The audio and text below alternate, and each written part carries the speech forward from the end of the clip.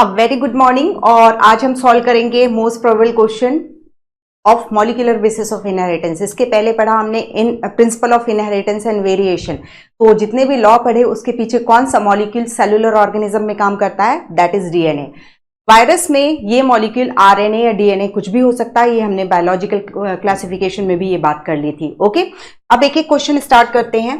पहला क्वेश्चन है, a phosphate group is linked to dash a nucleoside. तो phosphate group nucleoside से किसके थ्रू जुड़ता है? Through dash linkage to form a corresponding nucleotide. तो हमें मालूम है, देखो ये जैसे एक पेंटोस शुगर है, इसका कार्बन नंबर यहाँ 1 होगा और इस एनोमेरिक कार्बन से नाइट्रोजिनस बेस जुड़ते हैं। कार्बन नंबर 1 से ही नाइट्रोजिनस बेस जुड़ते हैं। ठीक है, ये कार्बन नंबर 2 है, ये कार्बन नंबर 3 है और ये कार्बन नंबर 4 है। और ये कार्बन नंबर 5 जो होता है वो रिंग स्ट्रक्चर से बाहर प्रेजेंट होता है। ये भी अपने आप में एक क्वेश्चन हो जाता है। ठीक है, तो और यहां पर ये नाइट्रोजिनस बेस जुड़ा हुआ है। ओके, तो ये नाइट्रोजिनस बेस है। तो यहां पर ये जो कार्बन नंबर 5 है, इससे फॉस्फेट जुड़ेगा फॉस्फोएस्टर लिंकेज के थ्रू। ठीक है, तो फॉस्फोएस्टर लिंकेज आपको न्यूक्लियोटाइड में देखने को मिलती है। जब पेंटोस शुगर और nitrogenous base N glycosidic linkage के थ्रू जुड़ जाते हैं तो न्यूक्लियोसाइड बनता है। और इस न्यूक्लियोसाइड के कार्बन नंबर 5 से कौन जुड़ता है? दैट इज फॉस्फेट जुड़ता है। तो न्यूक्लियोटाइड का फॉर्मेशन होता है। अब इसी तरीके से दो न्यूक्लियोटाइड हैं। ये एक और न्यूक्लियोटाइड हमने लिया, ये यहाँ पर ये इसके राइट एंगल में नाइट्रोजिनस बेस है, ये ऑक्सीजन है, ये CH2OH है। तो इस कार्बन और इस कार्बन के बीच में फॉस्फोडाइस्टर बॉन्ड का बनना होगा। और ये फॉस्फोडाइस्टर बॉन्ड जो है न्यूक्लियोटाइड के पॉलीमराइजेशन में बनता है। एक न्यूक्लियोटाइड में अलोन फॉस्फोएस्टर बॉन्ड का फॉर्मेशन होता है। ठीक है, तो हमारा आंसर हो जाता है दैट इज ये 5-OH से जुड़ेगा और कौन सा बॉन्ड बनेगा? फॉस्फोएस्टर बॉन्ड का फॉर्मेशन होगा, नॉट फॉस्फोडाइस्टर, फॉस्फोएस्टर बॉन्ड बनेगा, दैट इज न्यूक्लियोटाइड में। क्वेश्चन है, deoxyribonucleotide triphosphate serve the dual purpose of substrate and energy provider. ठीक है, क्योंकि हम जब देखते हैं ये डीएनए मॉलिक्यूल जो होता है बहुत लंबा होता है और हम देखते हैं ये थोड़ा थोड़ा रेप्लिकेशन के समय थोड़ा थोड़ा ओपन होता है और थोड़े ही हिस्से में ही रेप्लिकेशन फोर्क क्रिएट होता है और वो पैक होता जाता है रेप्लिकेशन के बाद। क्यों ऐसा क्यों नहीं होता कि ये डीएनए मॉलिक्यूल के दोनों स्ट्रैंड एक ही बार में अलग हो जाए? क्योंकि ये बहुत ज्यादा एनर्जी कंज्यूमिंग प्रोसेस है। यदि हम पूरे पार्ट में एक साथ डीएनए रेप्लिकेशन चालू करवा दे तो सेल उतनी रिक्वायरमेंट, एनर्जी की उतनी रिक्वायरमेंट, सबस्ट्रेट की उतनी रिक्वायरमेंट फुलफिल ही नहीं कर पाएगी। ठीक है, इसलिए केवल रिप्लिकेशन फोर्क वाले एरिया में ही डीएनए रेप्लिकेशन देखने को मिलता है। तो यहाँ पर जो डीऑक्सीराइबोन्यूक्लियोटाइड होते हैं, ठीक है, राइबोन्यूक्लियोटाइड जो होते हैं वो दो काम करते हैं। खुद जो वो न्यूक्लियोटाइड के रूप में, सबस्ट्रेट के रूप में होते हैं, वो सबस्ट्रेट के रूप में काम करते हैं न्यूक्लियोटाइड। और ये इनमें ट्राइफॉस्फेट होता है, तो वो ट्राइफॉस्फेट हाइड्रोलाइज होकर के ये बॉन्ड फॉर्मिंग वगैरह के लिए जो भी एनर्जी, मतलब रेप्लिकेशन प्रोसेस के लिए जो भी एनर्जी रिक्वायरमेंट है वो प्रोवाइड कराता है। तो दैट इज आंसर हो गया C, substrate as well as energy provider. Question है, which of the following enzyme if present in a medium would not affect the transformation in bacteria? तो bacteria is a cellular organism, तो इसका genetic material क्या होगा? DNA होगा। DNA को degrade कौन सा एंजाइम करता है? डीएनएज करता है। डीएनएज जो है ये सारे न्यूक्लियोटाइड्स को एक दूसरे से अलग अलग कर देगा। ठीक है, तो यदि हम चाहते हैं कि R2 स्ट्रैंड जो रफ स्ट्रैंड है स्ट्रेप्टोकोकस निमोनिया की, उसका S3 में कन्वर्शन होता रहे, ग्रिफिथ का एक्सपेरिमेंट जो 1928 में किया था, इसी एक्सपेरिमेंट को, ग्रिफिथ के ट्रांसफॉर्मेशन एक्सपेरिमेंट को फिर 1944 में मैक्लियोड, मैकार्टी एंड एवेरी ने किया और उन्होंने ट्रांसफॉर्मिंग प्रिंसिपल कौन है ये बता दिया था, दैट इज डीएनए। फिर भी कई सारे लोग थे जो हल्ला करते थे कि नहीं डीएनए नहीं, ये तो प्रोटीन जेनेटिक मटेरियल हो सकता है क्योंकि उसमें वेरिएशंस हमें बहुत ज्यादा देखने को मिलते हैं। देन फाइनली, मतलब प्रूफ तो एक तरीके से कंप्लीट हो चुका था, ये जो मैकार्टी, मैक्लियोड एंड एवेरी का एक्सपेरिमेंट था, फिर भी ताबूत में आखिरी कील जो लगाना कि कोई अब इसके आगे कोई डिस्कशन नहीं होगा कि डीएनए ही जेनेटिक मटेरियल है, इसको अब मान जाओ, वो काम किया था। अनइक्विवोकल प्रूफ डीएनए के लिए दिया था हर्शी एंड मार्था चेज के एक्सपेरिमेंट में। जो कि हुआ था 1952 में। तो ये सारे साल आपको याद रखना है, क्योंकि कौन सा काम पहला हुआ यही सीक्वेंसिंग के रूप में पूछ सकता है, क्योंकि एग्जामिनर को भी अभी बहुत टेंशन हो रही होगी कि वो क्या क्वेश्चन निकाले। तो कुछ भी, चाहे वो हम डीएनए रेप्लिकेशन पढ़ते हैं तो एंजाइम का सीक्वेंस हो जाए, या ये जो क्रोनोलॉजिकल इवेंट का सीक्वेंस हो जाए, कुछ भी पॉसिबल है, ये मान के चलो। वो विद इन एनसीआर, आपके लिए प्लस पॉइंट ये है कि वो विद इन एनसीईआरटी ही होगा, बस आपको उसको इस तरीके से सोचना आना चाहिए, ठीक है।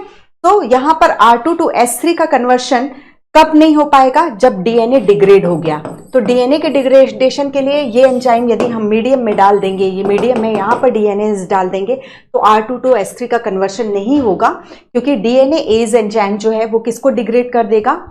दैट इज डीपॉलीमराइज कर देगा, दैट इज डीएनए को पॉलीमराइज कर देगा। और बैक्टीरिया क्योंकि सेलुलर ऑर्गेनिज्म है, तो उसमें जेनेटिक मटेरियल जो होता है वो डीएनए ही होता है। ओके, तो चाहे आप लाइसोजाइम डालो, तो लाइसोजाइम जो है वो बैक्टीरिया की सेल वॉल को डिग्रेड करेगा।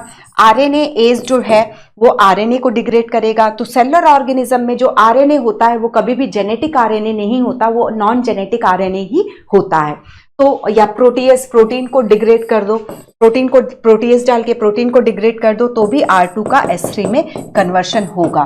ये एक्सपेरिमेंट क्या था? ग्रिफिथ का ट्रांसफॉर्मेशन एक्सपेरिमेंट। हम दो स्ट्रेप्टोकोकस की दो वेराइटीज दो स्ट्रेन देखते हैं, एक रफ स्ट्रेन और एक स्मूथ स्ट्रेन। स्मूथ स्ट्रेन में बैक्टीरिया जो है पॉलीसेक्राइड सिक्रेट करता है, जिससे कि स्मूथ स्ट्रेन की कॉलोनी जो है, एस स्ट्रेन की कॉलोनी जो है वो स्मूथ दिखाई देती है, और ये वायरुलेंट भी होती है। वायरुलेंट होती है यानी इसमें डिजीज, न्यूमोनिया प्रोड्यूस करने की कैपेसिटी होती है। आर की कॉलोनी जो है रफ है, और ये नॉन वायरुलेंट है, मतलब ये डिजीज प्रोड्यूस नहीं करता। तो यदि एक चूहे को, इस चूहे को मैं R2 का इन्फेक्शन दिलाती हूं तो चूहे को कोई अंतर नहीं पड़ेगा, लेकिन यदि मैं S3 का इन्फेक्शन करवा दूं इसमें, तो ये चूहा निमोनिया के कारण मर जाता था। ग्रिफिथ ने क्या किया था? उन्होंने S3 को हीट किल कर दिया, बैक्टीरिया को हीट किल कर दिया, यानी S3 की सेल्स, S3 बैक्टीरिया मर गया, और इस चूहे को किसका इंजेक्शन दिया? R2 का इंजेक्शन दिया। फिर हीट किल्ड S3 का एक्सट्रैक्ट भी इस पे डाल दिया। तो क्या हुआ? देखा उन्होंने कि R2 जो है S3 में कन्वर्ट हो गया। क्यों? क्योंकि ये जो R2 का डीएनए था, उसमें ये जो S3 का डीएनए था जो कि वायरुलेंसी के लिए रिस्पॉन्सिबल था, वो आकर के जुड़ गया और रिकॉम्बिनेंट का फॉर्मेशन हो गया। और इस S3 के इस पोर्शन के जुड़ने के कारण R2 वाला बैक्टीरिया, R2 वाले डीएनए ने किसकी क्वालिटी अपना ली? दैट इज S3 वाली प्रॉपर्टीज को अपना लिया। ओके, सो आंसर क्या हो जाएगा? दैट इज, इसका आंसर हो जाता है, इनको खत्म करने से कन्वर्शन नहीं रुकने वाला है। आप किसी सेल का आप प्रोटीन, आरएनए या सेल वॉल को खत्म करो, लेकिन R2 का S3 में कन्वर्शन चालू रहेगा, क्योंकि डीएनए जो है उसका इंटैक्ट है। तो आंसर हो गया डी। क्वेश्चन है, if a small chromosome consist of 50 crore nucleotides, how many nucleosome will attach to that chromosome? तो अब यहीं पर देख लो, एडा एंड ऑलिंस जिन्होंने न्यूक्लियोसोमल मॉडल न्यूक्लियोसोम्स के बारे में बताया था, तो वहां पर उन्होंने ये बताया था कि जो न्यूक्लियोसोम होता है वो 8 मॉलिक्यूल प्रोटीन उसमें होता है, और 8 मॉलिक्यूल प्रोटीन है तो इसे हम ऑक्टामर कहते हैं। ऑक्टामर में H2A, ये हिस्टोन, ये पूरे की पूरे जितने भी मैं लिख रही हूं, H2B, S3, H4, इसका यहाँ पे भी S3, इस तरीके से दो मॉलिक्यूल सबके हैं, और एक ऑक्टामर बन रहा है, 8 मॉलिक्यूल की एक स्ट्रक्चर बन रही है जिसे हम न्यूक्लियोसोम कोर कहते हैं। इस न्यूक्लियोसोम कोर के चारों ओर हम देखते हैं कि डीएनए रैप होता है। अब देखो, ये जो डीएनए रैप हुआ, वैसे मैं रखती तो ये इतनी लंबी जगह लेता, लेकिन मैंने इसके चारों ओर रैप करा दिया, तो यहाँ फर्स्ट न्यूक्लियोटाइड पेयर निकला या फर्स्ट नाइट्रोजिनस बेस निकला। तब जब ये इसको बाहर छोड़ करके जाएगा तो यहाँ पर 146 बेस पेयर यहाँ पर प्रेजेंट होगा। Okay, clear? तो यहाँ पर प्रेजेंट होगा। तो इस तरीके से हम देखते हैं कि दैट इज, एक न्यूक्लियोसोम में न्यूक्लियोसोम के चारों ओर तो कितना 146 रैप हो गया, ठीक है। और उसके बाद जो ये है न्यूक्लियोसोम, इसको रैप करने के बाद निकला तो करीबन 54 न्यूक्लियोटाइड्स का बना हुआ ये लिंकर डीएनए होगा। यानी एक न्यूक्लियोसोम को यदि हम देखते हैं तो वो 200 बेस पेयर का बना होता है, 200 बेस पेयर का। अब यहां पर जितना भी दिया हुआ है वो 50 करोड़ दिया हुआ है, न्यूक्लियोटाइड दिया हुआ है, पेयर्स में नहीं दिया हुआ है, तो इसको पेयर में कन्वर्ट करोगे तो कितना हो जाएगा 25 CRBS पेयर हो जाएगा। और एक न्यूक्लियोसोम कितना होता है 200 का बना होता है, ठीक है, 200 DNA का बना हुआ है, न्यूक्लियोटाइड पेयर्स का बना हुआ है। तो इसको जब 25 करोड़ को आप 200 से डिवाइड करते हो तो आपका आंसर आता है 12,50,000। तो यदि एक डीएनए जिसमें टोटल 50 करोड़ न्यूक्लियोटाइड हैं, यदि आप 50 करोड़ न्यूक्लियोटाइड है, उसको आपको पहले बेस पेयर में कन्वर्ट करना होगा, तो 25 करोड़ बेस पेयर हो गए, उसको डिवाइड करोगे क्योंकि एक न्यूक्लियोसोम 200 बेस पेयर का बना होता है, तो दैट इज आपको कितने 25 करोड़ बेस पेयर वाले डीएनए में आपको कितने न्यूक्लियोसोम्स देखने को मिलेंगे, दैट इज 12,50,000। आंसर होता है हमारा सी।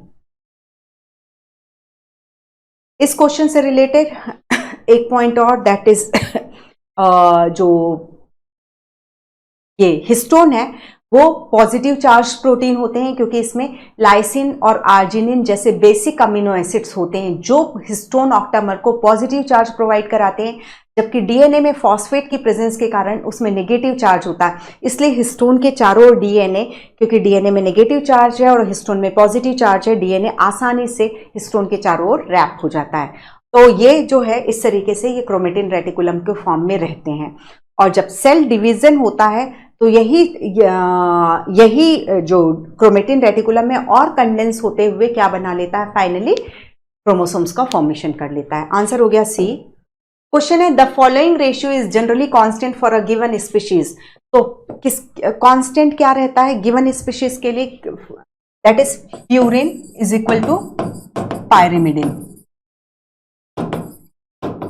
ठीक है, purine is equal to pyrimidine, जो कि किसका रूल होता है, दैट इज चारगाफ का रूल है। और ये चारगाफ के रूल के कारण ही हम देखते हैं कॉम्प्लीमेंट्री बेस पेयरिंग। ओके, तो एक तो हम ये देखते हैं, एक्चुअली इस क्वेश्चन को ध्यान से पढ़ो। The following ratio is generally constant for a given species. ठीक है, तो ये purine is equal to pyrimidine, जितना प्यूरिन होगा उतना पायरिमिडिन होगा, इसकी वैल्यू 1 होती है। ये तो हमारा चारगाफ का रूल है, बट क्वेश्चन में यहां पर दिया है फॉर अ गिवन स्पीशीज, तो हर एक स्पीशीज के लिए GC + AT, ठीक है, guanine plus cytosine upon A+T, ये रेशियो जो है हर एक स्पीशीज के लिए फिक्स रहता है। जैसे ह्यूमन में देखें ये तो 1.52:1, यानी यदि हम 25 बेस पेयर देख रहे हैं तो 15 बेस पेयर जो होंगे GC के होंगे और 10 पेयर जो होंगे AT के होंगे। ठीक है, ये चारगाफ रूल का नहीं है, ये हर एक स्पीशीज के लिए फिक्स रहता है। यदि जैसे मेरे डीएनए में और आपके डीएनए में कंपेयर किया जाए तो GC जितने भी डीएनए है उसका मतलब उनका जो रेशियो होगा 1.52:1 होगा हर एक ह्यूमन में। ये हर एक स्पीशीज के लिए फिक्स होता है। चारगाफ का रूल ये बोलता है purine is equal to pyrimidine is equal to 1। ठीक है, that is purine is equal to pyrimidine. ठीक है, यदि एक एडेनिन है, एडेनिन क्या है, प्यूरिन है, तो एक थाइमिन प्रेजेंट होगा ही होगा। तो purine is equal to pyrimidine, ये चारगाफ का बेस कॉम्प्लीमेंट्री रूल है।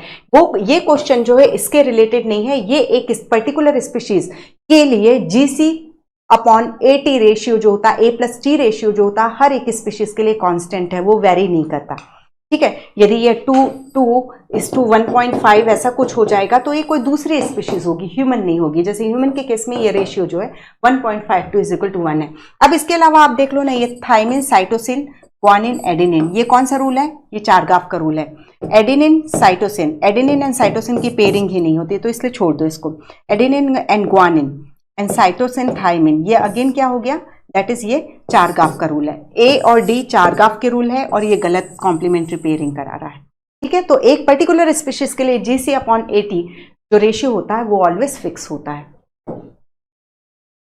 क्वेश्चन है the given diagram refer to transcription in prokaryotes ABCD respectively denotes. तो अब यहां पर देखो सिंपल है, ये किस प्रोसेस को शो कर रहा है, ट्रांसक्रिप्शन क्या होता है, डीएनए से मैसेंजर आरएनए का बनना। ठीक है, मैसेंजर आरएनए का बनना। और यदि हम प्रोकैरियोटिक ट्रांसक्रिप्शन की बात करते हैं तो डीएनए से डायरेक्टली मैसेंजर आरएनए की सिंथेसिस होती है, लेकिन यूकैरियोटिक की बात करते हैं तो पहले हेटेरोजीनस आरएनए बनता है जिसकी स्प्लाइसिंग एंड प्रोसेसिंग के बाद फिर फाइनली मैसेंजर आरएनए का बनना होता है। ठीक है, स्प्लिट जीन वगैरह वाली जो कॉन्सेप्ट है। अब यहां पर ये जो डायग्राम दिया हुआ है, ट्रांसक्रिप्शन का डायग्राम दिया हुआ है, तो इसमें देखो ये जो है ए जो है ये पूरा की पूरा आरएनए पॉलीमरेज में एंजाइम है, और आरएनए पॉलीमरेज एंजाइम किससे जुड़ेगा उसके हिसाब से उसका नेचर चेंज होता रहता है। जैसे वो ये ए तो आरएनए पॉलीमरेज हो गया, बी जो है वो क्या हो गया, सिग्मा फैक्टर हो गया जो ट्रांसक्रिप्शन की प्रोसेस को स्टार्ट कराता है। फिर सी कहां दिख रहा है, सी कहां दिख रहा है हमें, दैट इज सी। सी जो है ये रो फैक्टर है। रो फैक्टर क्या काम करता है, ट्रांसक्रिप्शन की प्रोसेस को स्टॉप कराता है। रो फैक्टर ट्रांसक्रिप्शन की प्रोसेस को स्टॉप कराता है, और ये डीएनए क्या दिख रहा है, मैसेंजर आरएनए दिख रहा है। अब एक चीज और देखो, जब हम, अच्छा अभी देखो पहले ऑप्शंस देख लेते हैं, वो क्वेश्चन होगा ही होगा हर हाल में। पहला देखा हमने, ए देखा था आरएनए पॉलीमरेज, बी हमने देखा था सिग्मा फैक्टर, सी हमने देखा था रो फैक्टर, और डी देखा था हमने आरएनए। ओके, सो आंसर क्या हो गया हमारा, दैट इज डी। ट्रांसक्रिप्शन को पूरा एक्सप्लेन करते हुए है ये क्वेश्चन है। In following process next step will be, तो in following process next step will be, तो ये क्या आ गया है, हम क्या देखते हैं, जो एक मैसेंजर आरएनए है, तो मैसेंजर आरएनए में प्रमोटर साइट होता है, फिर स्ट्रक्चरल जीन होते हैं, फिर टर्मिनेटर एरिया होता है। यहां पर एक जो है टर्मिनेशन कोडॉन या नॉनसेंस कोडॉन या स्टॉप सिग्नल प्रेजेंट होता है। जेनेटिक कोड में टर्मिनेशन कोडॉन होता है। टर्मिनेशन कोडॉन किसकी इंफॉर्मेशन रखता है, कि वो ये इंफॉर्मेशन रखता है कि अब ट्रांसलेशन की प्रोसेस को स्टॉप कराना है।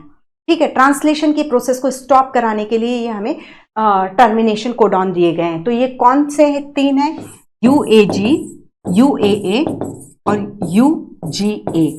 ये जो है वो ओकर है, ये जो है अंबर है, और ये जो है ओपल है। सबसे पहले यूएजी को खोजा गया था।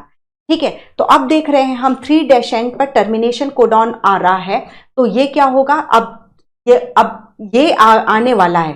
ठीक है, सीसीसी याद रखो किसका है, दैट इज प्रोलीन का जेनेटिक कोड है। ठीक है, यूएए आएगा, यानी ये बोलेगा कि अब राइबोसोम को बोल दिया जाएगा कि भाई ट्रांसलेशन की प्रोसेस को स्टॉप करो। तो हम देखते हैं, अब ऑप्शंस में देखते हैं, यूएए आने वाला है, ये हमने देख लिया है। दैट इज वो क्या कराएगा, दैट इज टर्मिनेशन कराएगा। ठीक है, वो क्या कराएगा, दैट इज टर्मिनेशन की प्रोसेस के लिए रिस्पॉन्सिबल होगा। ओके, तो यहां पर एक चीज और, रिलीज ऑफ पॉलीपेप्टाइड हम इसलिए नहीं लेंगे क्योंकि अब वो रिलीजिंग फैक्टर आएगा जो कि जीटीपी डिपेंडेंट होगा, और रिलीजिंग फैक्टर फाइनली पॉलीपेप्टाइड को रिलीज कराएगा। दैट इज यूएए आया, यानी टर्मिनेशन की प्रोसेस जो है, टर्मिनेशन ऑफ ट्रांसलेशन जो है वो स्टार्ट हो जाएगा। ओके, सो आंसर हो जाता है ए। क्वेश्चन है द प्रमोटर अलाउज, तो प्रमोटर क्या होता है, प्रमोटर जो होता है ये जैसे मैसेंजर आरएनए है, तो मैसेंजर आरएनए में यहां पर प्रमोटर साइट होता है, फिर स्ट्रक्चरल जीन होते हैं, फिर टर्मिनेटर एरिया होता है। ठीक है, प्रमोटर एरिया वो होता है जो अपने से आरएनए पॉलीमरेज एंजाइम की बाइंडिंग कराता है और ट्रांसक्रिप्शन प्रोसेस को स्टार्ट कराता है। अभी हमने आरएनए पॉलीमरेज की डिटेल्ड स्ट्रक्चर ऑलरेडी देखी है। तो दैट इज प्रमोटर अलाउ, तो क्या कर रहा है, बाइंडिंग ऑफ आरएनए पॉलीमरेज। जब तक आरएनए पॉलीमरेज बाइंड नहीं होगा, आरएनए पॉलीमरेज डीएनए पर बाइंड नहीं होगा, तब तक हम देखेंगे ट्रांसक्रिप्शन की प्रोसेस नहीं होगी। ओके, तो ये प्रमोटर कोडिंग स्ट्रैंड के 5' पे होता है और टेम्पलेट स्ट्रैंड के 3' एंड पर होता है। ठीक है, तो द प्रमोटर हम किस में देखते हैं, प्रमोटर टर्मिनेटर सीक्वेंस हम किस में देखेंगे, डीएनए में देखेंगे। और ये प्रमोटर और टर्मिनेटर एरिया जो है वो हमेशा डीएनए के कोडिंग स्ट्रैंड के रिलेशन में एक्सप्लेन किए जाते हैं। कोडिंग स्ट्रैंड जो है एक्चुअली उससे आरएनए का ट्रांसक्रिप्शन नहीं होता, बल्कि टेम्पलेट स्ट्रैंड से आरएनए का ट्रांसक्रिप्शन होता है। तो टेम्पलेट स्ट्रैंड की 3' एंड पर प्रमोटर एरिया होता है, वो अभी हम और देखते हैं उसको, और 5' एंड पर टर्मिनेटर एरिया होता है। तो ये क्वेश्चंस अच्छे से ट्रांसक्रिप्शन यूनिट वाला जो एनसीईआरटी में डायग्राम है उसमें बहुत अच्छे से, और जो भी लिखा है उसको कम से कम, यदि कॉन्सेप्ट क्लियर है तो फिर कोई दिक्कत नहीं है तो उस उतने पैराग्राफ को कम से कम 3-4 बार आप लोग जरूर पढ़ो, क्योंकि ट्विस्टिंग पॉसिबल है, किसी भी तरीके से घुमा फिरा करके पूछ सकता है इसमें। क्वेश्चन है इन टी आरएनए, अब ट्रांसफर आरएनए जिसे, जो कि स्मॉलेस्ट होता है, जो कि टोटल आरएनए का 15% बनाता है, सबसे ज्यादा 80% कौन होता है, राइबोसोमल आरएनए होता है, 15% ट्रांसफर आरएनए होता है जिसे हम एडेप्टर मॉलिक्यूल भी कहते हैं, एंड स्मॉलेस्ट होता है, और 5% जो होता है वो मैसेंजर आरएनए होता है 80-15-5। ओके, सो ट्रांसफर आरएनए की जब स्ट्रक्चर हम देखते हैं तो ये क्लोवर लीफ मॉडल जो कि रॉबर्ट हुले ने दिया था, तो उसमें हम देखते हैं ये जो है 3' एंड है, यहाँ पर हम ACC सीक्वेंस पक्के में देखते हैं और यहाँ पर एमिनो एसिड की बाइंडिंग होती है। तो 3' एंड पर एमिनो एसिड की बाइंडिंग होती है। ये T5C होता है और ये DHU आर्म होती है, DHU डाईहाइड्रोक्सी यूरेसिल आर्म होती है। ठीक है, और इसमें इस वाली आर्म में स्यूडो, ये 5 जो है ये स्यूडो यूरेसिल है। ठीक है, और ये जो होती है ये एंटीकोडॉन आर्म होती है।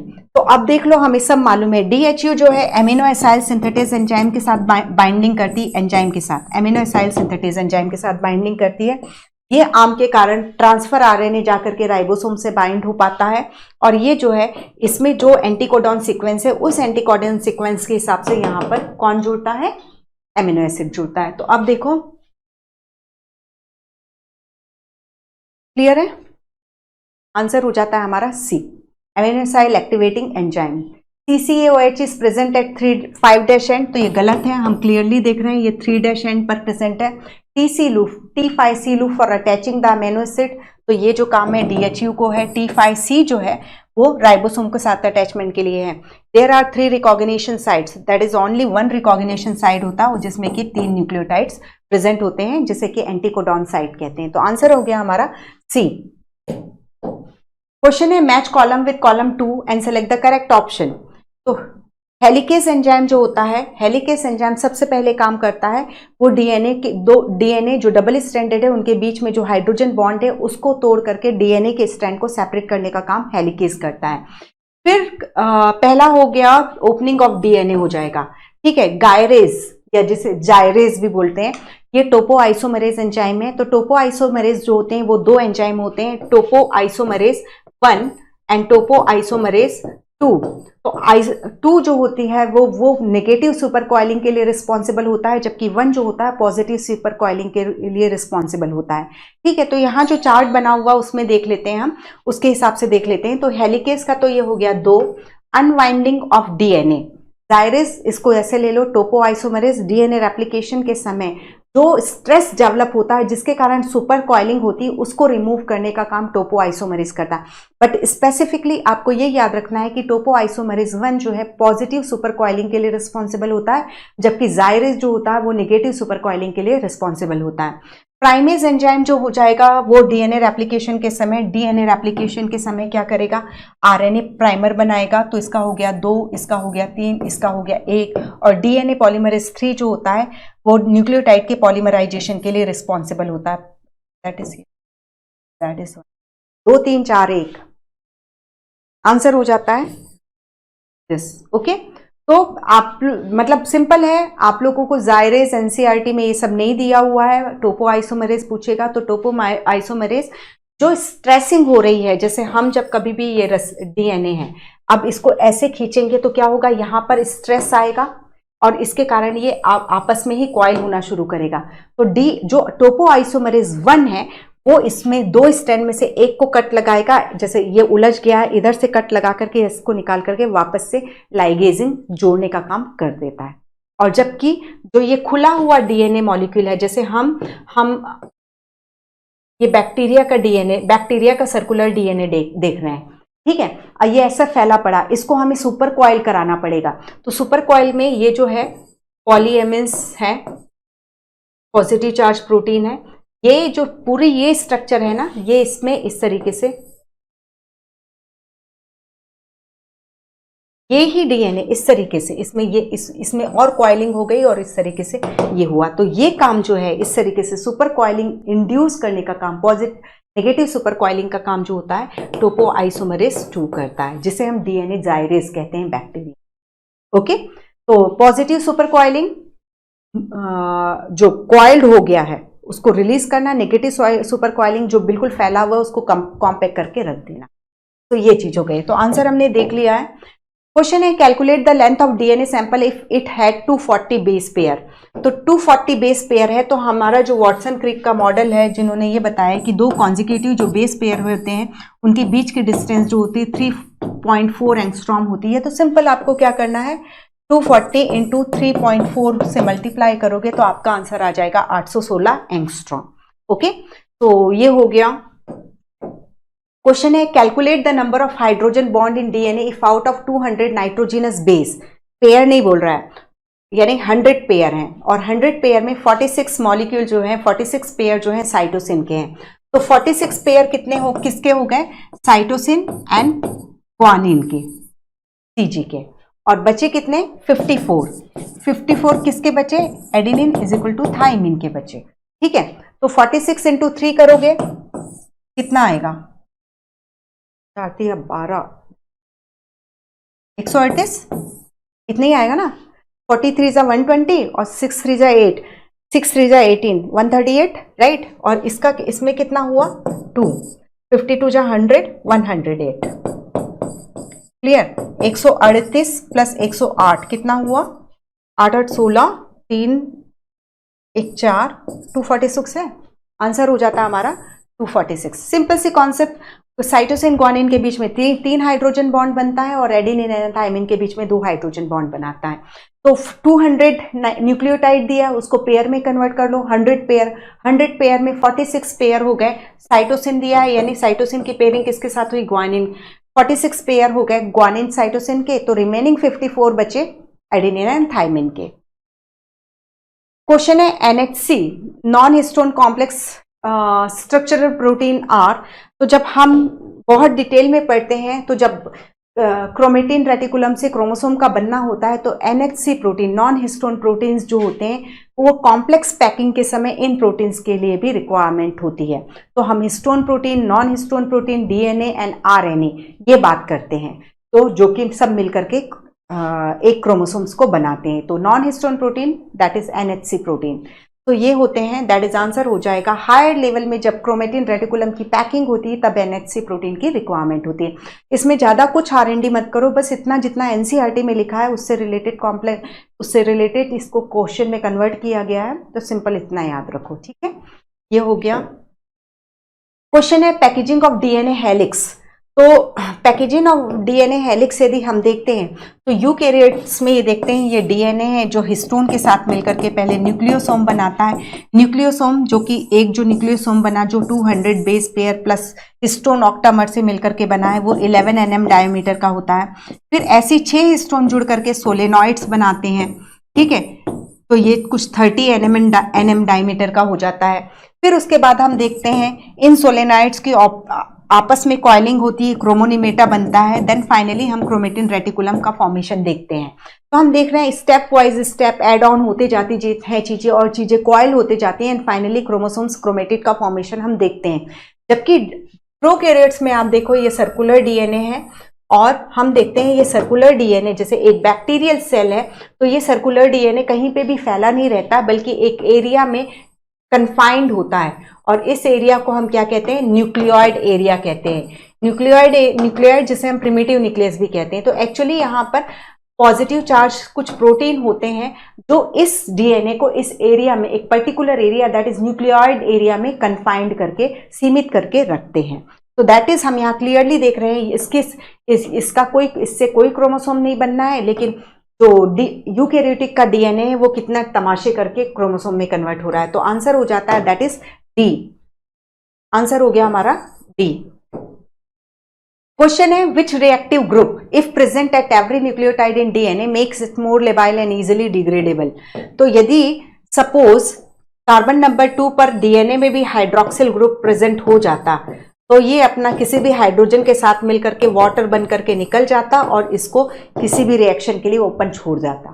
ठीक है, तो इस वजह से हम मतलब यहाँ एक पॉसिबिलिटी पूछा है कि यदि ऐसा हो जाए तो क्या होगा। तो जब यदि ऐसा हो जाएगा तो डीऑक्सीराइबोस शुगर बचेगा ही नहीं, वो राइबोस शुगर हो जाएगा, और वो राइबोस शुगर जो होती है लेबाइल होती है, अनस्टेबल होती है। तो आंसर हो जाएगा 2 जगह कार्बन नंबर 2 पर प्रेजेंट हाइड्रोक्सिल इफ प्रेजेंट बोल रहा है ना, तो दैट इज बी आंसर हो जाएगा। एक्चुअली डीऑक्सीराइबोस शुगर में 2 पे होता ही नहीं है, इफ है इस वजह से। क्वेश्चन है the following diagram refer to the process of transcription in eukaryotic, identify A B C D. अब सिंपल है, यहां पर देखो ये डीएनए हो गया, ठीक है, डीएनए हो गया। ये डीएनए को ऐसे हम बना लें तो ये 5' ले लें और ये 3' ले लें, तो ये 3' डीएनए और ये 5' डीएनए। ये डीएनए कोडिंग स्ट्रैंड हो जाएगा, इसके इस एरिया पर प्रमोटर और यहाँ पर टर्मिनेटर प्रेजेंट होगा। और यदि इसको हम टेम्पलेट स्ट्रैंड लेंगे तो यहाँ पर प्रमोटर हो जाएगा 3' पर और 5' पर टर्मिनेटर हो जाएगा। यही घुमा फिरा करके पूछ सकता है, ठीक है। और किसकी सिंथेसिस हो रही है यहाँ पर हम देख रहे हैं, मैसेंजर आरएनए की सिंथेसिस हो रही है। तो दूसरी कॉन्सेप्ट ये लो, हम आरएमटी पढ़ते हैं। आरएमटी यानी आरएनए पॉलीमरेज 1, एम यानी आरएनए पॉलीमरेज 2 जो है इसकी सिंथेसाइज करेगा, टी यानी आरएनए पॉलीमरेज 3। यानी आरएनए पॉलीमरेज 1 जो है राइबोसोमल आरएनए को सिंथेसाइज करता है, 2 जो है मैसेंजर आरएनए को सिंथेसाइज करता है, आरएनए पॉलीमरेज 3 जो है वो ट्रांसफर आरएनए को सिंथेसाइज करता है। ये आरएमटी के पॉइंट ऑफ व्यू से हम याद कर सकते हैं, ठीक है। अब यहाँ पर किसकी सिंथेसिस हो रही है, मैसेंजर आरएनए की सिंथेसिस हो रही है, यानी कौन सा आरएनए पॉलीमरेज इन्वॉल्व होगा, आरएनए पॉलीमरेज 2 इन्वॉल्व हो जाएगा, राइट। और इसमें एक चीज और याद रखना कि हम देखते हैं 18S 28 एंड 5.8 राइबोसोमल आरएनए तो ये सिंथेसाइज करता है, लेकिन 5S राइबोसोमल आरएनए कौन सिंथेसाइज करता है, दैट इज ये वाला आरएनए पॉलीमरेज 3। इस चीज को बहुत ध्यान से एनसीईआरटी में पढ़ना, क्योंकि राइबोसोम का कुछ हिस्सा आरएनए पॉलीमरेज 1 के अलावा आरएनए पॉलीमरेज 3 से भी सिंथेसाइज होता है। वो कौन सा, that is 5S ribosomal RNA, ठीक है। तो यदि हम जब यूकैरियोटिक वर्सेस प्रोकैरियोटिक राइबोसोम को देखते हैं तो यूकैरियोटिक राइबोसोम की लार्ज सब यूनिट में क्या क्या होता है, 18S, ठीक है, 18S होता है। और लार्ज सब यूनिट में क्या क्या होता है, 28, 5.8 एंड 5S। और जबकि प्रोकैरियोटिक्स में देखोगे, प्रोकैरियोटिक के लार्ज सब यूनिट में आप देखोगे तो 23 और 5S, और स्मॉल सब यूनिट में 16S, ठीक है। तो जब हम प्रोकैरियोटिक में ट्रांसक्रिप्शन पढ़ते हैं तो चाहे कोई सा भी हो, मैसेंजर हो, ट्रांसफर हो या राइबोसोमल आरएनए हो, सिर्फ एक ही आरएनए पॉलीमरेज होता है। लेकिन जब हम यूकैरियोटिक में देखते हैं तो 3 टाइप के आरएनए पॉलीमरेज इन्वॉल्व हो जाते हैं अलग अलग सिंथेसिस के लिए। ट्रांसफर आरएनए की सिंथेसिस के लिए आरएनए पॉलीमरेज 3 रिस्पॉन्सिबल है। वो ट्रांसफर आरएनए की सिंथेसिस तो कर ही रहा है, लेकिन 5S राइबोसोमल आरएनए की भी सिंथेसिस कर रहा है। दैट्स व्हाई हम बोलेंगे कि जो यूकैरियोटिक का राइबोसोम है वो आरएनए पॉलीमरेज 1 के अलावा उसका कुछ हिस्सा जो है आरएनए पॉलीमरेज 3 भी सिंथेसाइज करके देता है। ये चीज को मैं बताना चाह रही हूँ, ठीक है। तो ये सब हमने समझ लिया ना। अभी हमने ये देख लिया है कि यहाँ मैसेंजर आरएनए, और मैसेंजर आरएनए जो है आरएनए पॉलीमरेज 2 से सिंथेसाइज हो रहा है। अब मैं इसको इरेज कर रही हूँ। प्रमोटर टर्मिनेटर की कोडिंग एंड टेम्पलेट के रिलेशन में ही देख लिया। ट्रांसक्रिप्शन जो होता है इसका नहीं होता है, कोडिंग वाले का नहीं होता है, ये टेम्पलेट स्ट्रैंड का होता है। इसको देख करके HNRNA या मैसेंजर आरएनए की सिंथेसिस होती है, ठीक है। अब मैं इसको इरेज कर रही हूँ। अब हम अपने क्वेश्चन पे आ रहे हैं। तो यहाँ पर देखो कौन क्या है, ABCD लिखा हुआ है क्या। A जो हो गया आरएनए पॉलीमरेज क्या हो जाएगा, PM2 हो जाएगा, ठीक है। B जो है देखो, B को काट के अलग किया जा रहा है, व्हाइट एरिया को, यानी ये क्या हो जाएगा, इंट्रॉन्स। इंट्रॉन्स यानी मैसेंजर आरएनए का वो हिस्सा जिसमें, HNRNA का वो हिस्सा जिसमें कोई कोडिंग सीक्वेंस नहीं है, that is non coding sequence को हम इंट्रॉन्स कहते हैं। C जो काला वाला हिस्सा है वो एक्सॉन है। और D कहाँ है फिर, D जो है ये हो गया। D को देखना पड़ेगा क्या किस सेंस में बोल रहे हैं ये, ओके। तो A था पॉलीमरेज 2, A था आरएनए पॉलीमरेज 2, B था इंट्रॉन्स था, C एक्सॉन था और D टेल को ही बोल रहा है, ठीक है। तो D जो है ये पॉली एडिनाइलेशन है, मतलब 200 से 300 एडिनिन डेरिवेटिव्स, एडिनिन रेसिड्यूज जो है टेम्पलेट इंडिपेंडेंट मैनर में जुड़ जाते हैं। टेम्पलेट इंडिपेंडेंट मैनर में यानी इसको किसी डीएनए को देख के कॉपी करने की जरूरत नहीं है, अपने मन से आएंगे एडिनिन और जुड़ते जाएंगे। तो 200 से 300 एडिनिन डेरिवेटिव जुड़ करके ये टेल बनाते हैं मैसेंजर आरएनए की। और टेल जो है ये हाइड्रोलिटिक एंजाइम से मैसेंजर आरएनए को प्रोटेक्ट करता है, इसके अलावा राइबोसोम बाइंडिंग में भी हेल्प करता है। वैसे कैपिंग में हम देखते हैं कि 7 मिथाइल ग्वानोसिन, सॉरी ये 5' पर 7 मिथाइल ग्वानोसिन जो है अटैच हो जाता है और कैप का फॉर्मेशन करता है। तो कैप भी जो होता है वो ये इसको न्यूक्लियस से निकलने में भी हेल्प करता है, इसके अलावा हाइड्रोलिटिक एंजाइम्स से डिग्रेडेशन से भी बचाता है। तो ये आंसर तो हमने देख लिया था, दैट इज हमारा आंसर था 2 exon polyadenine, that is C. हमारा आंसर क्या हो रहा है? सी। क्वेश्चन है which of the following represent correct method of DNA replication. तो correct method of DNA replication जो है वो ये है, ठीक है। क्यों है? क्योंकि देखो, जब हम डीएनए का रेप्लिकेशन देखते हैं तो जब हेलिकेज एंजाइम काम करके, हेलिकेज एंजाइम के बाद ध्यान से सुनना, single stranded binding protein, SSB protein, single stranded binding protein, ये डीएनए था, यहां पर हेलिकेज ने काम किया और इस तरीके से वाई शेप रेप्लिकेशन 4 को प्रोड्यूस किया। ये वापस से ना जुड़ जाए, कॉम्प्लीमेंट्री पेयरिंग नहीं हो जाए, तो यहां पर ये सिंगल स्ट्रैंडेड बाइंडिंग प्रोटीन्स जो है इनको स्टेबलाइज कर देती, वापस से जुड़ने नहीं देती। फिर उसके बाद हम देखते हैं आरएनए प्राइमेज एंजाइम काम करता है। अब ये जैसे ये 2 डीएनए स्ट्रैंड है तो ये 3' एंड हुआ और ये 5' एंड हुआ, तो ये क्या हो जाएगा? 3' एंड हो जाएगा, ये 5' एंड हो जाएगा। कोई भी पॉलीमरेज एंजाइम जो होता है वो हमेशा काम किस पे करता है? 5 to 3 डायरेक्शन वो लीड करेगा, ठीक है। तो ये यहां पर जो आएगा तो फिर इसके बाद आरएनए पॉलीमरेज एंजाइम आएगा, दैट सॉरी प्राइमेज एंजाइम आएगा जो कि एक तरीके से पॉलीमरेज एंजाइम ही है, वो आरएनए प्राइमर को सिंथेसाइज करेगा। फिर यहां पर आकर के डीएनए पॉलीमरेज 3 एक ही स्ट्रेच में इस पूरे की सिंथेसिस कर जाएगा, 1 शॉट में, एक ही बार में, ठीक है। तो यहां पर हम देख रहे हैं कि दैट इज ये 5 और ये 3' है, ठीक है। लेकिन यहां पर आरएनए, यहां पर कोई भी पॉलीमरेज एंजाइम काम नहीं कर पाएगा क्योंकि इसका जो डायरेक्शन है वो उल्टा मिल रहा है, ये यहां पर हमें 5 डायरेक्शन मिल रहा है, तो यहां पर कोई भी एंजाइम नहीं काम कर पाएगा। तो हमें इसकी ग्रोथ जो है इस डायरेक्शन में करानी पड़ती है। ओकाजाकी फ्रेगमेंट, छोटा छोटा स्ट्रेच ओपन मिलता जाएगा, जहां पर वो पॉलीमरेज एंजाइम, जहां पर उसको 3' एंड मिलेगा वहां पर थोड़े से न्यूक्लियोटाइड जोड़ करके छोटा सा डीएनए सेगमेंट बनाएगा, जिसे हम ओकाजाकी फ्रेगमेंट कहते हैं। ये ओकाजाकी फ्रेगमेंट डीएनए पॉलीमरेज 3 बनाता है। फिर ये जो हर बार ओकाजाकी फ्रेगमेंट बनने के पहले हमें आरएनए पॉलीमरेज इनको बना करके देना पड़ता है इस एंड पर, ठीक है। फिर उसके बाद डीएनए पॉलीमरेज ये बनाएगा, आगे बनाता है। फिर इसके बाद आता है कौन enzyme? That is DNA polymerase enzyme. वो इस आरएनए प्राइमर को हटा देगा, आरएनए प्राइमर को हर जगह से हटा देगा और वहां पर न्यूक्लियोटाइड को पॉलीमराइज कर देगा। जितना बड़ा आरएनए प्राइमर था उतनी जगह पर वो डीएनए की सिंथेसिस करेगा। फिर फाइनली कौन एंजाइम काम करेगा? लाइगेज एंजाइम काम करेगा और इसको जुड़ करके एक कंटिन्यूअस सिंथेसिस के लिए रिस्पॉन्सिबल होगा। तो ये जो रुक रुक के सिंथेसाइज हो रहा है, इसको हम, जिसमें लैगिंग ओकाजाकी फ्रेगमेंट्स हैं, उसको हम लैगिंग स्ट्रैंड कहते हैं और इसको हम लीडिंग स्ट्रैंड कहते हैं। और इसको हम लीडिंग टेम्पलेट स्ट्रैंड बोलेंगे, इसको हम लैगिंग टेम्पलेट स्ट्रैंड बोलेंगे, इसको हम लैगिंग स्ट्रैंड। सिर्फ लैगिंग स्ट्रैंड बोल रहा है ना, तो जो न्यूली सिंथेसाइज्ड डीएनए उसके रिलेशन में आपको यूज करना है।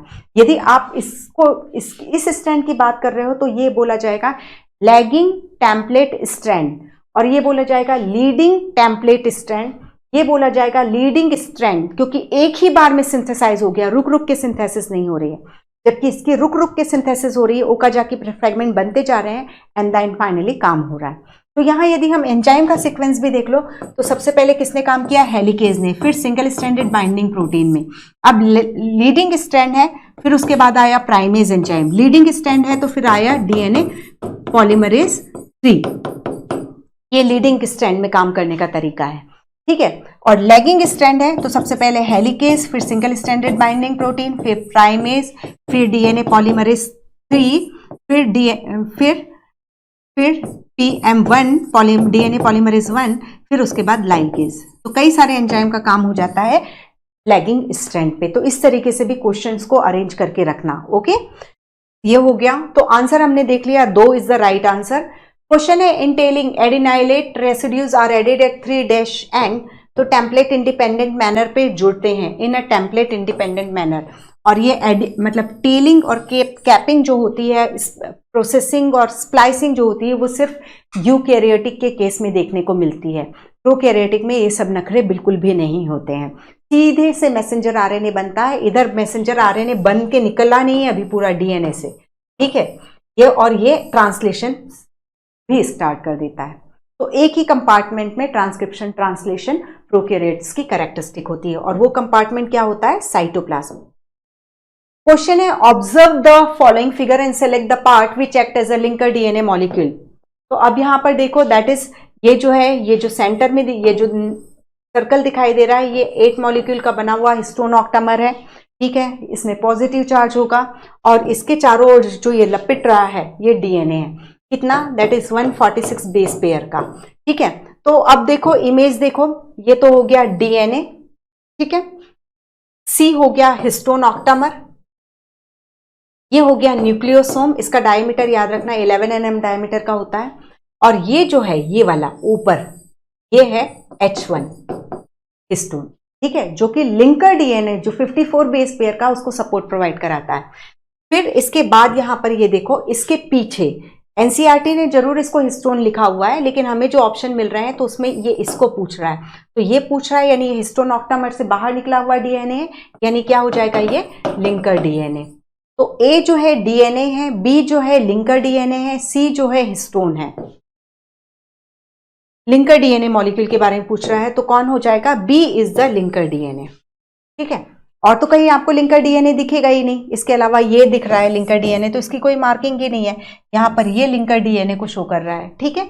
फिर उसमें जरूर यदि यहां पर ये नहीं होता, ये लिंकर डीएनए की जगह आपसे पूछ लेता H1, तब आपको ये बी को H1 लिखना होता, लेकिन यहां H1 नहीं पूछ रहा है, वो लिंकर डीएनए पूछ रहा है, then it's answer is B, okay. तो सिचुएशन के हिसाब से भी करना है, बिल्कुल एनसीईआरटी यदि जो पूछता है उसी को ही आंसर करना है। क्वेश्चन है in prokaryotes first amino acid taking part in protein synthesis. तो फर्स्ट एमिनो एसिड जो होता है वो एफमेट फॉर्मिल मेथियोनिन होता है, जबकि यूकैरियोटिक की ट्रांसलेशन के प्रोसेस में फर्स्ट एमिनो एसिड जो होता है वो सिर्फ मेथियोनिन होता है, और इसका जेनेटिक कोड जो होता है ये AUG होता है, ठीक है। ये genetic code amino acid formal methionine या मेथियोनिन को तो सप्लाई करेगा ही, साथ में ट्रांसलेशन की प्रोसेस को भी स्टार्ट करवाता है, तो ये ड्यूल फंक्शन ये भी करता है, ओके। क्वेश्चन है messenger RNA in prokaryotes is usually. तो मैसेंजर आरएनए, प्रोकैरियोटिक का मैसेंजर आरएनए जो होता है वो पॉलीसिस्टोनिक होता है। पॉलीसिस्टोनिक यानी उसमें कई सारे सिस्टोन होते हैं और एक सिस्टोन जो होता है एक पॉलीपेप्टाइड की सिंथेसिस का मैसेज रखता है। तो ये एक मैसेंजर आरएनए, इसका एक ये सिस्टोन हो गया, एक ये हो गया और एक ये हो गया। ये X1 पॉलीपेप्टाइड को सिंथेसाइज कर रहा है, ये X2 को और ये X3 को। जबकि यूकैरियोट्स में एक मैसेंजर आरएनए सिर्फ एक ही सिस्टोन यानी एक ही स्ट्रक्चरल जीन को कैरी करता है और वो सिर्फ एक ही पॉलीपेप्टाइड की सिंथेसिस के लिए रिस्पॉन्सिबल होता है। तो यूकैरियोट्स में ये मोनोसिस्टोनिक होते हैं। हमसे पूछ रहा है प्रोकैरियोट्स, तो आंसर हो गया हमारा that is B, okay. Question है मैच द कोडॉन्स। तो इनको कुछ को याद रखना, लास्ट ईयर आपको मालूम ही है कि हालांकि वो 10 में से चूज करना था बट एक जेनेटिक कोड अनशन तरीके से पूछ लिया था। तो ये ट्रिपल यू तो आपको याद रखना है। ट्रिपल यू इसलिए याद रखना है कि फर्स्ट डेसिफर्ड जेनेटिक कोड जो था वो ट्रिपल यू था, कि ट्रिपल यू यदि मैसेंजर आरएनए में जेनेटिक कोड है तो वो किस एमिनो एसिड के लिए रिस्पॉन्सिबल होता है, that is phenylalanine. Nirenberg and Matthaei ने जेनेटिक कोड को डेसिफर किया था, क्योंकि गैमोन ने ये प्रपोज किया कि भाई जेनेटिक कोड जो है वो ट्रिपलेट हैं, तो हमें टोटल कितने मिल गए, that is 4 × 4 × 4, that is 64 genetic code मिल गए। और हमारे पास जो essential and non essential amino acid है वो टोटल कितने हैं, 20 है। यानी एमिनो एसिड कम थे, जेनेटिक कोड ज्यादा थे। तो ये हुआ कि भाई डेफिनेटली एक एमिनो एसिड के लिए एक से अधिक जेनेटिक कोड प्रेजेंट है, एक से अधिक जेनेटिक कोड प्रेजेंट है। तो ये चीज जो है यहां पर हम कहां पे थे, डेसिफरिंग ऑफ जेनेटिक कोड का मतलब तो ये होता है कौन सा जेनेटिक कोड किस एमिनो एसिड के लिए रिस्पॉन्सिबल है, और डीजेनरेशन जो बोलते हैं दैट इज वो ये बताता है कि दैट इज एक एमिनो एसिड के लिए एक से अधिक जेनेटिक कोड प्रेजेंट है। तो ये तो हो गया फिनाइल एलिनिन। ट्रिपल जी जो होता है वो होता है 4, दैट इज ग्लाइसिन का। यूसीयू जो होता है वो सीरिन का होता है। ट्रिपल सी जो होता है वो प्रोलिन का होता है। और AUG तो अच्छे से याद रखना है, दैट इज 2 का होता है। 3 4 1 5 2, 3 4 1 5 2 तो हमारा आंसर होता है that is A, okay. Question है मैच द फॉलोइंग कॉलम। मिश्र ने 1869 में न्यूक्लिक एसिड की खोज की थी। उन्होंने बताया था कि न्यूक्लियस में एसिडिक सब्सटेंस प्रेजेंट है और उसको न्यूक्लिन बोला था, लेकिन उसके बाद जो है कुछ काम नहीं हुआ इसमें, क्योंकि उस समय जो इक्विपमेंट्स वगैरह थे कि न्यूक्लियस से डीएनए को अलग करके देखा जा सके, ये सब चीजें टेक्नोलॉजी उस समय नहीं थी। इसलिए 1869 के बाद फिर हम सीधे 1928 में ग्रिफिथ का ट्रांसफॉर्मेशन एक्सपेरिमेंट पढ़ते हैं। तो इसका तो हो गया 2, इसका हो गया 3। ठीक है, हर्शी एंड चेज ने फिर कौन से ईयर में प्रूफ किया? दैट इज 1952 में। ठीक है, तो दैट इज, और उनका काम जो था T4 बैक्टीरियोफेग पे था, दैट इज 4 हो गया। वॉटसन एंड क्रिक ने 1953 में डबल हेलिकल मॉडल दिया। ठीक है, तो वॉटसन एंड क्रिक का DNA double helix, that is 1 हो गया। विल्किंस एंड फ्रैंकलिन ने एक्सरे डिफ्रैक्शन स्टडी की थी और इन्हीं के सब डेटास को क्यूमुलेट करके वॉटसन एंड क्रिक ने क्या दिया था? डीएनए डबल हेलिकल मॉडल दिया था। तो अब देखो 2 3 4 1 5, 2 3 4 1 5 हमारा आंसर होता है, दैट इज सी। क्वेश्चन है द लीडिंग स्ट्रैंड। तो क्लियर है, लीडिंग स्ट्रैंड जो है एक बार में सिंथेसाइज हो जाता है, वहां पर डीएनए पॉलीमरेज 1 का काम नहीं होता, लाइगेज का काम नहीं होता, एक ही बार में सिंथेसिस करता है 5'3" डायरेक्शन में, और जिस डायरेक्शन में रेप्लिकेशन फोर्क आगे बढ़ रहा है उसी डायरेक्शन में डीएनए की सिंथेसिस भी आगे बढ़ती है। तो लैगिंग स्ट्रैंड, टेम्पलेट स्ट्रैंड नहीं पूछ रहा है, लैगिंग स्ट्रैंड यानी जो नया स्ट्रैंड बन रहा है, दैट इज आंसर यही हो जाएगा, कंटिन्यूस सिंथेसिस 5'3" डायरेक्शन। आंसर हो गया ए। क्वेश्चन है during DNA replication Okazaki fragment are used to elongate. तो Okazaki fragment that is short segment of DNA जो डीएनए पॉलीमरेज 3 बनाता है, और फिर इन ओकाजाकी फ्रेगमेंट में जो हर एक ओकाजाकी फ्रेगमेंट में आरएनए प्राइमर है उसको हटा करके वहां पर न्यूक्लियोटाइड को पॉलीमराइज करने का काम डीएनए पॉलीमरेज 1 करता है, एंड देन फाइनली इन ओकाजाकी सेगमेंट को जोड़ने का काम लाइगेज करता है। तो लैगिंग स्ट्रैंड की सिंथेसिस में इन्वॉल्व होते हैं ओकाजाकी फ्रेगमेंट और lagging strand towards replication forks, lagging strand away from the replication forks. ये देखो, ये है, ये replication Y shape replication forks है, ये 3', ये 5'। इसमें मैं कंटिन्यूस सिंथेसिस करा दूं। ठीक है, ये तो हो गया हमारा लीडिंग स्ट्रैंड, और यहां पर हम देख रहे हैं ग्रोथ हमेशा किस साइड हो रही है? इस साइड हो रही है।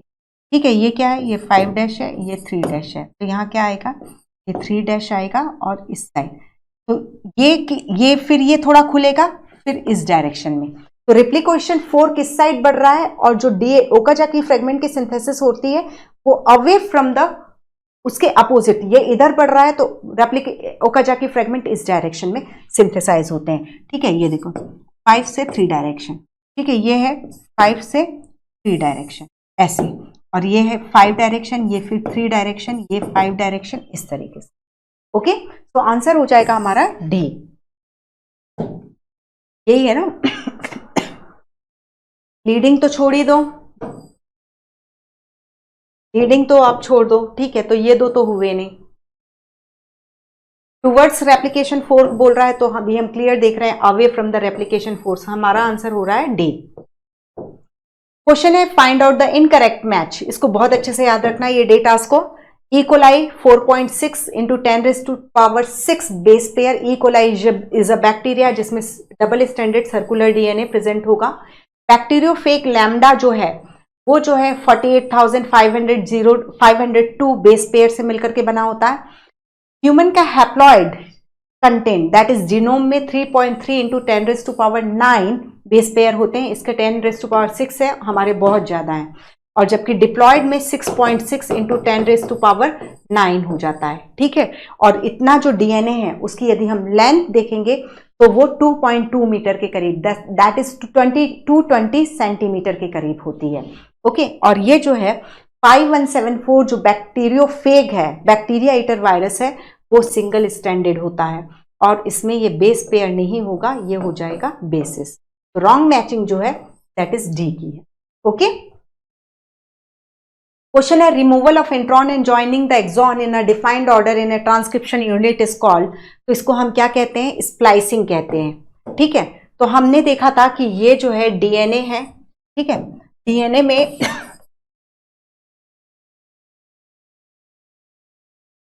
ये 5' एंड ये 3 डैश एंड, ये 3 डैश एंड और ये 5 डैश एंड। ठीक है, ये जो है ये 3 डैश एंड है ना, अपनी राइटिंग नहीं समझ में आती समटाइम। टेम्पलेट स्टैंड, ठीक है, ये टेम्पलेट स्टैंड है, तो ट्रांसक्रिप्शन इससे होना है।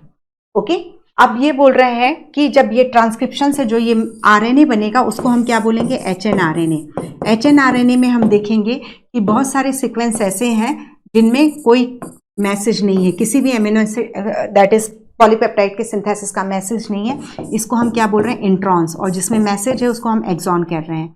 तो हम इसको गोल गोल करके, मतलब स्प्लाइसोसोम की हेल्प से इसको हम हटा देंगे, फिर इनको हटा देंगे और इसके बाद हम इसकी सिंथेसिस कर लेंगे, दैट इज हम मैसेंजर एचएनआरएनए से मैसेंजर आरएनए की सिंथेसिस कर लेंगे। इसी बीच हम देखेंगे 5 डैश एंड पर हम 7 मिथाइल ग्वानोसिन को ऐड कर देंगे और यहाँ पर 200 से 300 पॉली एडेनिन को हम टेम्पलेट इंडिपेंडेंट मैनर में जोड़ देंगे। ठीक है, तो ये हो गई इसकी मैसेंजर आरएनए की टेल और ये हो गई कैप, टोपी पहनाई हमने 5 डैश एंड पे।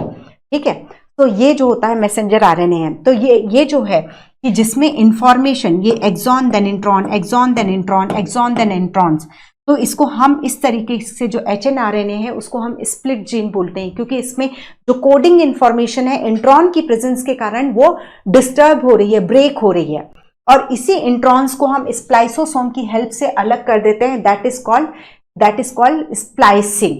ओके, और प्रोसेसिंग में हम ये उसको टोपी और उसमें पूंछ लगा देते हैं। ठीक है, तो किस डायरेक्शन में लगाना है ये भी याद रखना है। तो this process removal of introns is called splicing.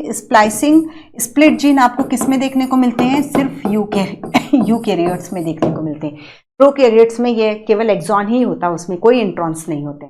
Answer हो गया सी। क्वेश्चन है amount of DNA per diploid cell of man and its length is about.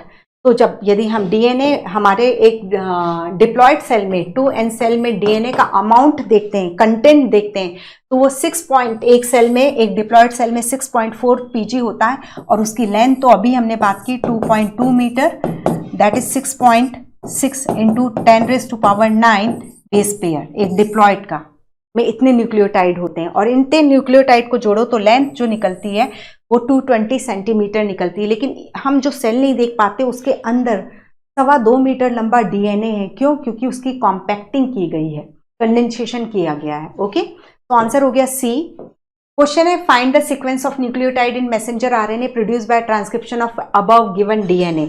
Okay, तो जस्ट मिनट।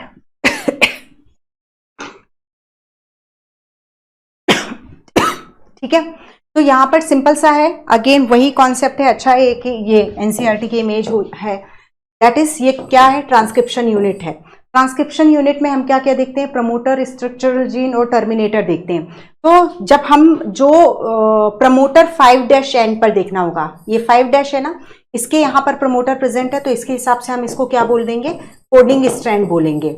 और इस वाले स्ट्रैंड को हम क्या बोलेंगे, जिसके 3' पर प्रमोटर प्रेजेंट होता है उसको हम टेम्पलेट स्ट्रैंड बोलते हैं। ठीक है, नॉन कोडिंग स्ट्रैंड या टेम्पलेट स्ट्रैंड बोलते हैं। हम क्या देखते हैं, ट्रांसक्रिप्शन किसका होता है, हमेशा टेम्पलेट स्ट्रैंड का होता है। ठीक है, जो भी आरएनए पॉलीमरेज एंजाइम है प्रोकैरियोटिक यूकैरियोटिक के हिसाब से यदि हम देखते हैं तो आरएमटी, तो जो भी आरएनए पॉलीमरेज एंजाइम है वो कहां से काम करना शुरू करेगा, इस डायरेक्शन से काम करना शुरू करेगा। तो क्या आएगा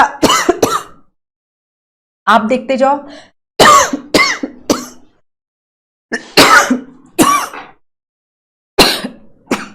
ठीक है, तो यहां से देखते हैं हम, इस साइड से काम करना शुरू करेगा, तो जी का क्या हो जाएगा, सी, सी से हो जाएगा जी। ये कौन सा, ये यहां पे कौन सा एंड आएगा, 5' क्योंकि ये 3' है, तो इसका कॉम्प्लीमेंट्री से जो भी सिंथेसाइज होगा उसमें 5' एंड आ जाएगा। ठीक है, देन ए का क्या आएगा, आरएनए है तो यू आएगा, टी है तो ए आएगा, जी है तो सी आएगा, सी है तो जी आएगा, टी है तो ए आएगा, ए है तो यू आएगा। ठीक है, अब देख लो, मैंने अभी इतनी मशक्कत की, वो भी करने की जरूरत नहीं है, आपको सिर्फ यही सीक्वेंस को नोट डाउन करना है। बस आपको क्या करना होगा, टी की जगह यू रखना होगा। तो देखो सी जी यू, देखो ये 5' है, 5' है, सी जी टी की जगह यू, फिर ए वैसी उतार दो, सी वैसी उतार दो, जी वैसी उतार दो, ए ऐसे उतार दो, टी की जगह फिर आप ले आओ यू, और ये आ गया 3-n। तो ये मैंने जरूर इसको समझाने के लिए अभी आपको ट्रांसक्राइब कराया, लेकिन आपको इतना टाइम वेस्ट करने की जरूरत नहीं होगी। आप जो देखो कोडिंग स्ट्रैंड में जो सीक्वेंस है वही नोट डाउन कर दो, बस आपको ये याद रखना है टी की जगह आपको यू प्लेस करना है। आंसर होता है हमारा दैट इज बी। क्वेश्चन है during replication of DNA multiple bubble are seen, it is the replication of. तो सिंपल है, डीएनए जब हम सर्कुलर डीएनए देखते हैं, सर्कुलर डीएनए किसकी कैरेक्टरिस्टिक होती है? बैक्टीरिया की होती है। तो उसमें एक जगह से ही रेप्लिकेशन स्टार्ट होगा, केवल एक ही रेप्लिकेशन फोर्क बनेगा और वो बाई डायरेक्शनल होगा, इधर भी रेप्लिकेशन होगा, इधर भी रेप्लिकेशन होगा। तो हम यही देखते हैं कि जब बैक्टीरिया का डीएनए का रेप्लिकेशन होता है तो हमें थीटा स्ट्रक्चर दिखाई देती है, ठीक है। लेकिन हम जब यूकैरियोट्स का देखते हैं तो यूकैरियोट्स का डीएनए बहुत लंबा होता है। वो यदि हम सोचे कि सिर्फ हम एक रेप्लिकेशन फोर्क या एक ओरिजिन ऑफ रेप्लिकेशन बना करके हम पूरा रेप्लिकेशन करा लें तो बहुत टाइम लगेगा। तो इसलिए हम कई जगह ओरिजिन होता है इसका और कई जगह से ये रेप्लिकेशन बाय डायरेक्शनल इसमें भी हो सकता है, ठीक है। इस तरीके से मल्टीपल बबल्स हमें हमेशा यूकैरियोटिक डीएनए के रेप्लिकेशन में दिखाई देंगे। थीटा स्ट्रक्चर हमें किसमें दिखाई देती है? प्रोकैरियोट्स में दिखाई देती है रेप्लिकेशन के समय। तो आंसर क्या हो जाएगा? यहां देखो मल्टीपल बबल की बात कर रहा है, E coli prokaryotes, nostoc prokaryotes, salmonella prokaryotes. तो हमारा आंसर क्या हो जाएगा? प्लाज्मोडियम वाइवेक्स जो कि मलेरिया का पैरासाइट है, दैट इज जो कि यूनिसेलर यूकैरियोट्स है। सो आंसर हो गया सी। क्वेश्चन है which of the following experiment showed that eukaryotic DNA also show semi conservative replication. तो देखो मेसेल्सन स्टाल का जो सेमी कंजर्वेटिव मैकेनिज्म था उन्होंने अपना एक्सपेरिमेंट ई कोलाई पर किया गया था। तो ये तो प्रूफ हो गया कि भाई डीएनए रेप्लिकेशन प्रोकैरियोट्स में सेमी कंजर्वेटिव मैकेनिज्म से होता है। अब क्रोमोसोम, दैट इज क्रोमोसोम किस में प्रेजेंट होते हैं? केवल यूकैरियोट्स में प्रेजेंट होते हैं।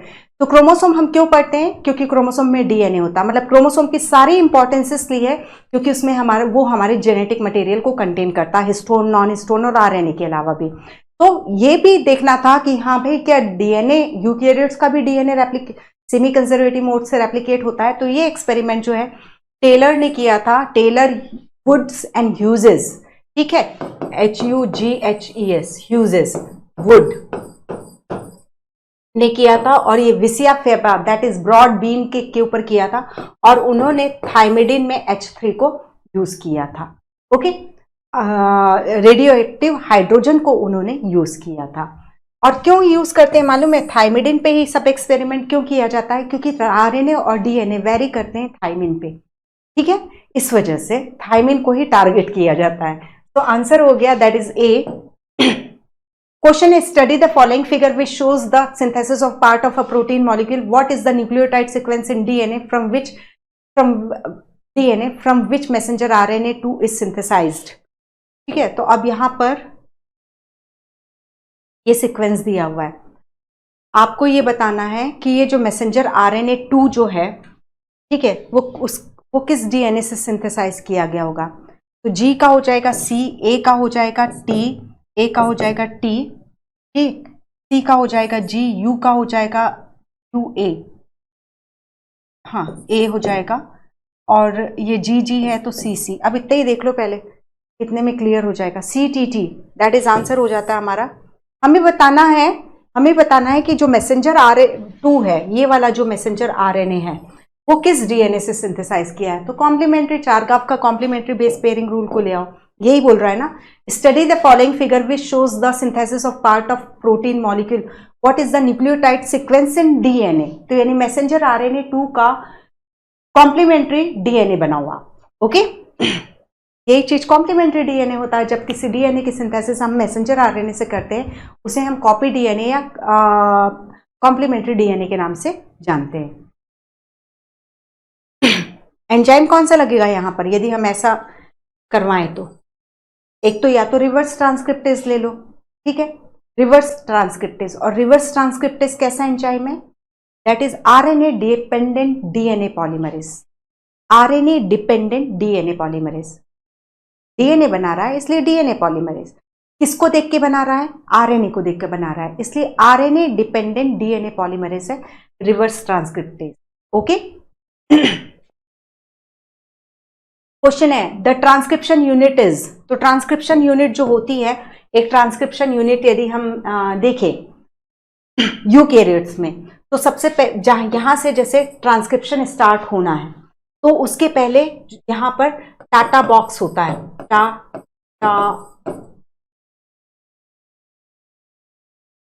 ये 7, ओके। ये जो है, जो एक्चुअल स्टार्टिंग पॉइंट होता है जहां से ट्रांसक्रिप्शन स्टार्ट होगा, उसके 25 न्यूक्लियोटाइड आगे ये टाटा बॉक्स होता है। इस टाटा बॉक्स को ट्रांसक्रिप्शन फैक्टर पहचानते हैं, कई सारे ट्रांसक्रिप्शन फैक्टर घूमते रहते हैं, वो इस मैसेंजर आरएनए में ये टाटा बॉक्स को पहचानेंगे, और सॉरी डीएनए में टाटा बॉक्स को पहचानेंगे। इसको मैंने मैसेंजर आरएनए बोला, शायद ये डीएनए है, ठीक है। यहां से ट्रांसक्रिप्शन कराना है डीएनए का, तो ये टाटा बॉक्स को पहचाना जाएगा। ये टाटा बॉक्स पहचान करके फिर आरएनए पॉलीमरेज इस डीएनए पर जुड़ जाएगा और आरएनए की सिंथेसिस करेगा with the help of RNA polymerase. Eukaryotes में टाटा बॉक्स होता है, कहां पर, जहां से ट्रांसक्रिप्शन स्टार्ट होना है उससे 25 न्यूक्लियोटाइड सीक्वेंस आगे टाटा बॉक्स प्रेजेंट होता है यूकेरियोट्स में। और प्रोकैरियोट्स में इसकी जगह प्रिन्बो बॉक्स होता है, ठीक है, प्रिन्बो बॉक्स। तो एक ट्रांसक्रिप्शन यूनिट जो होती है दैट इज बी होती है टाटा बॉक्स से शुरू और टर्मिनेशन पर स्टॉप कोडॉन पर खत्म, ओके। तो आंसर हो गया बी। क्वेश्चन है cause of transformation from R2 to S3 in Griffith is result of, तो हमने क्लियरली देखा था ये R2 का डीएनए है और इसमें S3 का डीएनए इतने पोर्शन पर जुड़ गया था, यानी ये दो जगह का डीएनए जुड़ गया, यानी ये डीएनए कैसा हुआ, रिकॉम्बिनेंट डीएनए का बनना हुआ, और जिसके कारण R2 स्ट्रैंड जो है वो S3 में कन्वर्ट हो गई। क्वेश्चन है no tRNA is found in cytoplasm for, तो कोई भी टाइप ट्रांसफर आरएनए नहीं बनेगा। कौन सा ट्रांसफर आरएनए आप नहीं देखोगे, दैट इज ट्रिपल यूए। हमने देखा यूएजी, यूएए एंड यूजीए, ओकर, अंबर, ओपल, 3 टर्मिनेशन कोडॉन देखे। और टर्मिनेशन कोडॉन के लिए साइटोप्लाज्म में कोई भी टीआरएनए नहीं आता है। जब ये टर्मिनेशन कोडॉन आते हैं तो कौन आता है, रिलीजिंग फैक्टर, जो पॉलीपेप्टाइड की रिलीज के लिए, ट्रांसलेशन में की प्रोसेस में पॉलीपेप्टाइड की रिलीज के लिए रिस्पॉन्सिबल होता है। तो आंसर हो गया यूएए। क्वेश्चन है out of 64 genetic code 59 genetic code assigned for, ठीक है। अब यहां पर देखो टोटल जेनेटिक कोड हमारे पास है 60, जेनेटिक कोड कितने हैं 64, इसमें से 3 हमने निकाल दिए टर्मिनेशन कोडॉन या स्टॉप सिग्नल, यूएए, यूएजी, यूजीए निकाल दिए। अब 64 में से 3 माइनस कर दिए तो कितना बच रहा है, दैट इज 61। अब 2 अमीनो एसिड, दैट इज एक मेथियोनिन एयूजी और दूसरा ट्रिप्टोफेन, ये 2 अमीनो एसिड ऐसे हैं जिनके सिर्फ एक एक जेनेटिक कोड है। ये मेथियोनिन का है और ट्रिप्टोफेन का जो है वो यूजीजी है, शायद तक यूजीजी, ठीक है। तो अब इन 2 को भी निकाल दो, तो 62 माइनस 2 कर दो तो कितना बचा 59 जेनेटिक कोड जो है वो किसके लिए रिस्पॉन्सिबल है, 18 अमीनो एसिड्स के लिए रिस्पॉन्सिबल है। किसी के 2 है, किसी के 4 है, किसी की 6 है। और जब एक अमीनो एसिड के लिए एक से अधिक जेनेटिक कोड प्रेजेंट होता है जिसे हम कहते हैं degeneracy of genetic code, okay. So answer हो गया बी। क्वेश्चन है study the following tRNA molecule related with their anticodon pairing with respective codon, which type of tRNA is impossible, ठीक है। तो अब यहां पर सिंपल सा देखो, ये है, यहां पर देखो ये किसी हमारे पास 3 जेनेटिक कोड हैं, यूएजी, यूजीए, यूएए और यूजीए, ये हमारे टर्मिनेशन कोडॉन है। यदि मैसेंजर आरएनए में ये मैसेज है यूजीए या यूएए, तो इनसे आकर के कोई भी आरएन ट्रांसफर आरएनए इनके लिए साइटोप्लाज्म में होगा ही नहीं। तो कौन कौन से नहीं पॉसिबल है, देखो ये तो किसी न किसी ये किसी एमिनो एसिड का जेनेटिक कोड है, ये भी किसी एमिनो एसिड का जेनेटिक कोड है, ये जो है नॉनसेंस कोडॉन है, ये भी नॉनसेंस कोडॉन है, ये भी नॉनसेंस या टर्मिनेशन कोडॉन है। तो हम देख रहे हैं दैट इज T3, T4 और T5 के लिए कोई भी ट्रांसफर आरएनए नहीं होगा, तो आंसर हो जाता है हमारा डी। क्वेश्चन है, it has not escaped our notice that the specific pairing we have postulated immediately suggest a possible copying mechanism for genetic material. This is written by, तो ये एनसीईआरटी में ही दिया है, ये लिखा था वॉटसन एंड क्रिक ने जब इन्होंने 1953 में अपना मॉडल प्रपोज किया, डबल हेलिकल मॉडल प्रपोज किया डीएनए के लिए। उसमें ये क्लियरली, क्योंकि उन्होंने क्या किया था वॉटसन एंड क्रिक ने, विल्किंस एंड फ्रैंकलिन का जो एक्सरे डिफ्रैक्शन डेटास था उसको रखा, असेंबल किया। टारगाफ ने जो बताया था उसको असेंबल किया। तो कॉम्प्लीमेंट्री पेयरिंग को समझ चुके थे, और कॉम्प्लीमेंट्री पेयरिंग को समझ चुके थे तो उससे बिल्कुल क्लियर था कि ये जब कोई डीएनए रेप्लिकेट हो करके एक से दो कॉपी बनाता है तो उसमें एक डीएनए पर एक स्ट्रैंड जो है कंजर्व रहता है दोनों नए बनने वाले डीएनए में, और एक जो होता है वो न्यूली सिंथेसाइज होता है। ठीक है, तो that is semi conservative, half conserve है, हाफ पेरेंटियल है, हाफ न्यूली सिंथेसाइज है। तो दैट इज ये statement, the statement Watson and Crick ने दिया था। क्वेश्चन है, nucleotide arrangement in DNA can be seen by, तो ये अरेंजमेंट देखा जा सकता है, दैट इज एक्सरे क्रिस्टेलोग्राफी, जो कि फ्रैंकलिन एंड विल्किंस ने देखा था। ओके, जिसका यूज वॉटसन एंड क्रिक ने किया। देन क्वेश्चन है, reverse transcription was first shown by, तो रिवर्स ट्रांसक्रिप्शन जो है टेमिन एंड बाल्टीमोर ने सबसे पहले शो किया था, और जो वायरस था वो आरएसवी था, राउस सार्कोमा वायरस। और उन्होंने देखा था कि इसका जो आरएनए है, इसमें इस वायरस में आरएनए जेनेटिक मटेरियल है, और वो रिवर्स ट्रांसक्रिप्शन प्रोसेस के थ्रू डीएनए बनाता है, और डीएनए से फिर आरएनए बनेगा, और आरएनए से फिर प्रोटीन बनेगा। ठीक है, तो और यहाँ पर जो एंजाइम होता है वो रिवर्स ट्रांसक्रिप्टेज एंजाइम होता है, जो कि RNA dependent DNA polymerase enzyme होता है। और रिवर्स ट्रांसक्रिप्शन को हम टेमिनिज्म के नाम से भी जानते हैं, क्योंकि उन्होंने ही खोजा था राउस सार्कोमा वायरस में। तो आंसर हो गया ए। क्वेश्चन है, RNA polymerase 1 catalyse synthesis of, तो आरएनए पॉलीमरेज 1 किसको सिंथेसाइज कराता है, आरएमटी। ठीक है, 1, 2 एंड 3।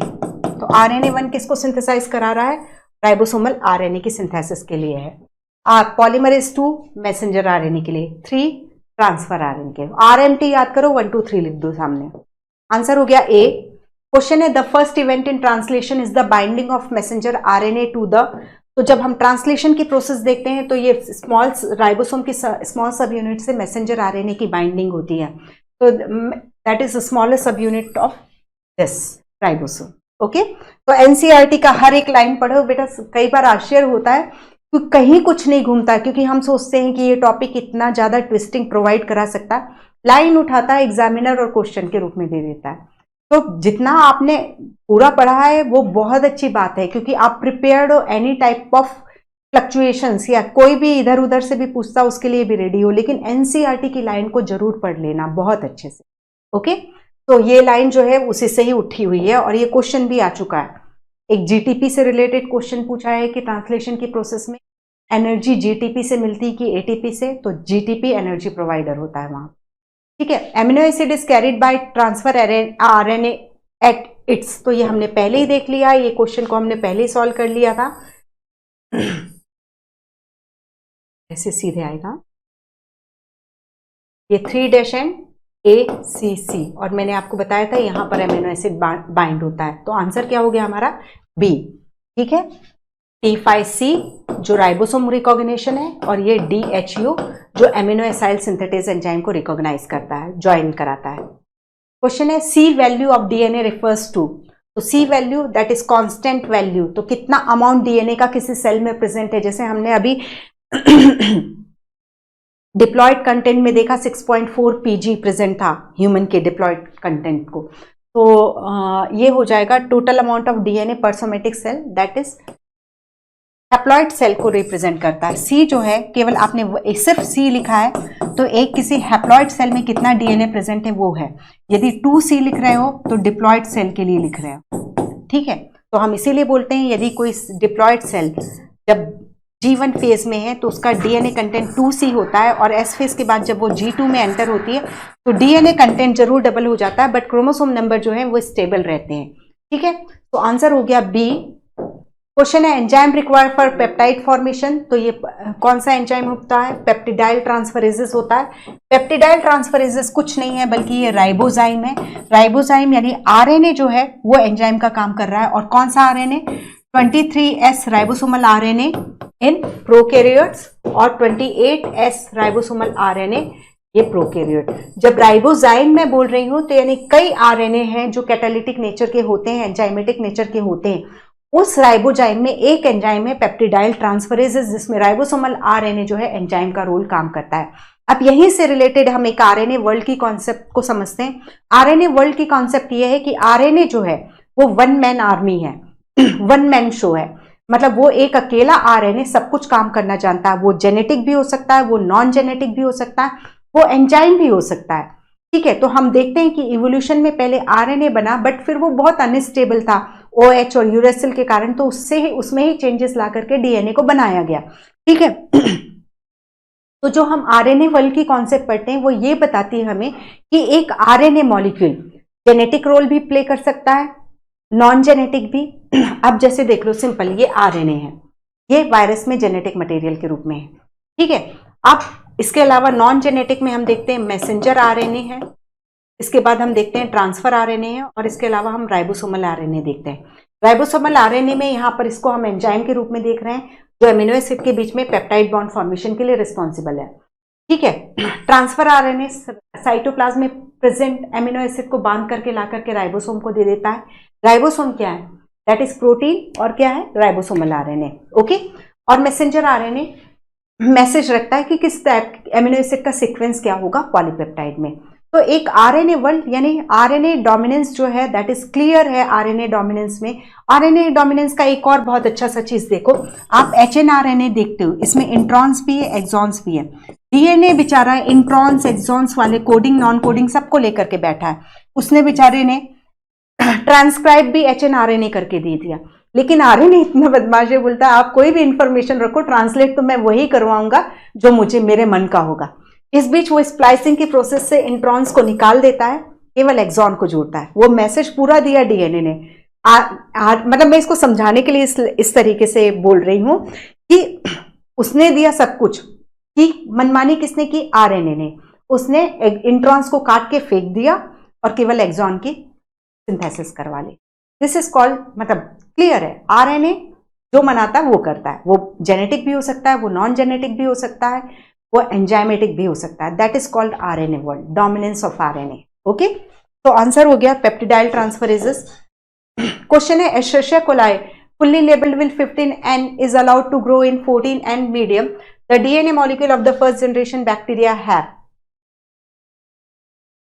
fully labeled जो पहला डीएनए था, पहला जो डीएनए था उसका क्या था? उसमें इसमें N15 थे। ठीक है, अब इससे हमें 2 डीएनए मॉलिक्यूल बनाना है। अब लेकिन जब ये 2 डीएनए मॉलिक्यूल बन रहे हैं तो उनको मीडियम हम कौन सा प्रोवाइड करा रहे हैं? N14। तो जो इनकी जो डॉटर नया वाला सिंथेसाइज हुआ जो N14 है, N14 और ये N15, पुराना लाल वाला N15 है।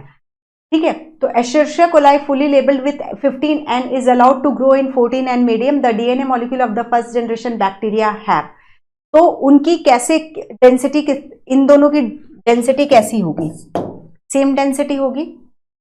ठीक है, जो डॉटर मॉलिक्यूल है उनकी डेंसिटी जो होगी वो सेम हो जाएगी और वो डिफर करेंगे पेरेंट की डेंसिटी से। देखो इसमें दोनों मॉलिक्यूल N15 वाले हैं, तो सपोज एक एग्जांपल ले रही हूं, इसका वेट जो है 20 पिकोग्राम, मतलब 20 ग्राम ले लेती हूँ चलो, और इनका 18 हो गया।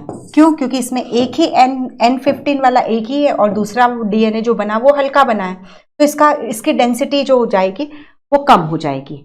ओके, तो हम देख रहे हैं डॉटर मॉलिक्यूल की सेम डेंसिटी होगी but do not resemble parent DNA in density. वो पेरेंट की डेंसिटी के कंपैरिजन में डॉटर स्ट्रैंड की डीएनए की डेंसिटी जो होगी लेस होगी, क्योंकि उसमें एक N14 है और एक N15 है।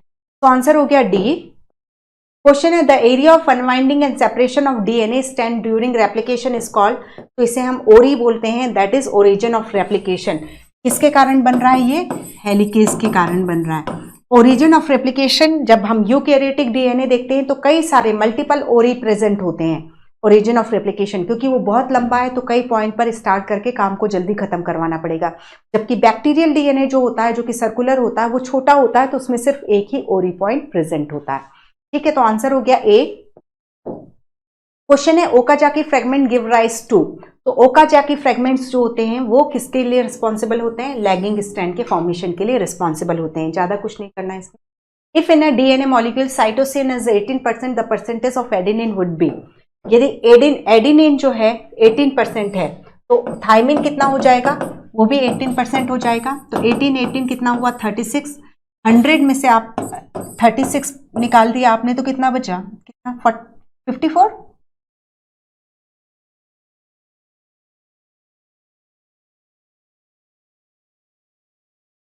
हाँ 64। तो 64 का कितना हो जाएगा? आधा। दैट इज, किसकी पूछ रहा है फिर ये? Just minute. Percentage of adenine, अच्छा साइटोसिन का 18 दिया हुआ है, साइटोसिन का 18 दिया हुआ है, तो साइटोसिन प्लस ग्वानिन इनका मिलाकर के कितना हो गया? दैट इज 36% हो गया। अब बचा 64%, तो 64% का आधा ले लो तो दैट इज कितना हो जाएगा? 64% का, दैट इज बी। ठीक है, तो आप देख लो अब यहां पर साइटोसिन प्रेजेंट हो गया 18, ग्वानिन प्रेजेंट हो गया 18, क्योंकि इन दोनों के बीच कॉम्प्लीमेंट्री पेयरिंग होती है। फिर बचा हमारा 64, तो 64 डिवाइडेड बाय 2 किया तो एडेनिन बचा 32% और थाइमिन बचा 32%। दैट इज, इनको सबको सम करोगे तो आपको 100 मिल गया। तो आंसर हो गया हमारा दैट इज बी। ओके, तो ये थे पूरे क्वेश्चंस। और भी जो कुछ भी पॉइंट है ट्रांसलेशन का, जितना कुछ भी है, कुछ क्वेश्चन हम जरूर कल भी लेंगे, क्योंकि वो HGP, लैक्टोपेरॉन ये सबको तो क्लियर कर लेंगे। उसके अलावा भी कुछ इंपॉर्टेंट पॉइंट्स जो इसमें रह गए हैं, क्योंकि काफ़ी लंबा पोर्शन इसमें कवर हुआ है आज के टॉपिक में, तो थोड़े से क्वेश्चन जो है हम कल भी लेंगे। Okay, thank you, take care.